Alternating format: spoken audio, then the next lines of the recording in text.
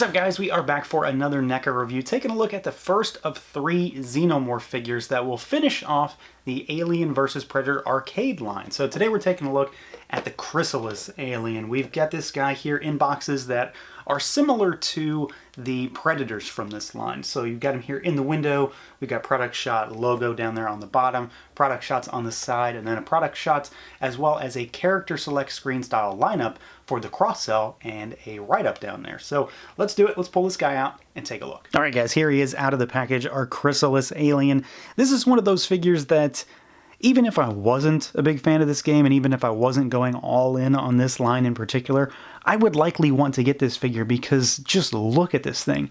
It's a very striking design, color scheme is vibrant, and just the overall look of this figure really grabs your attention. I think that's the key selling point, is the way this guy looks. He does have a pretty cool pseudo-action feature, but we'll get to that in a minute. So we're going to jump right in, take a look at what this guy can do, see how he moves around.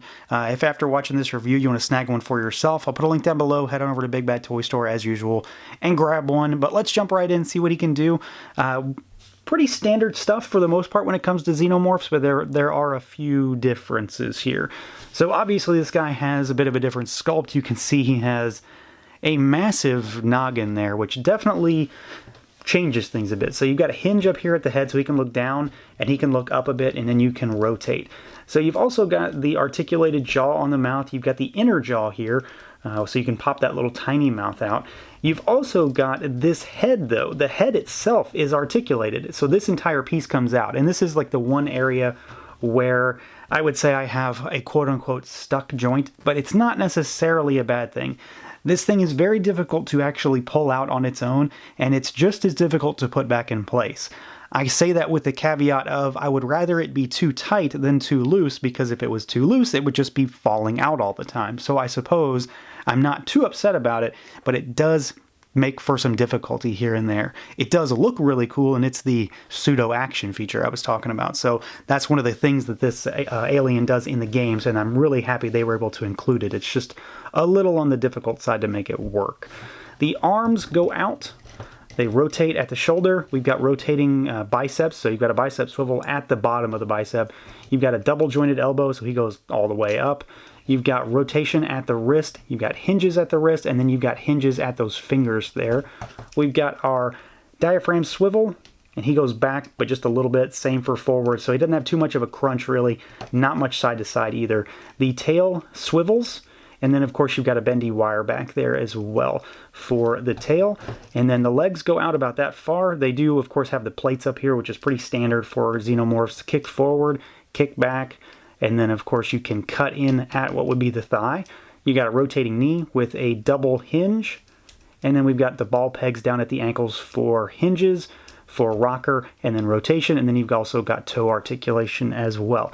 So he moves really well, and outside of the fact that this thing right here, while being a very cool feature and certainly, you know, a selling point for this guy, this is the one thing that I would say is tight on this figure. Nothing else as far as joints on this particular sample that I have are tight or loose. Everything feels like it should, like you would expect it to. So I'm really, really happy that I don't have anything in regards to weird joints here. I also didn't have to heat this guy up either, and I don't think that will help with this. I just think that it's a tight fit.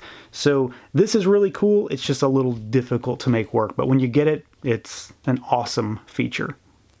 Of course, the key selling point for me, outside of the fact that this guy has the crazy movable inner head, outer head, under head, whatever you want to call it, is just the overall look, the design. It's awesome. I mean, that's pretty much it. I like the way it looks. I had to have this figure. And it's a really unique design outside of the fact that he is really similar in many ways to a standard Xenomorph. He's very different at the same time, and it's obvious why.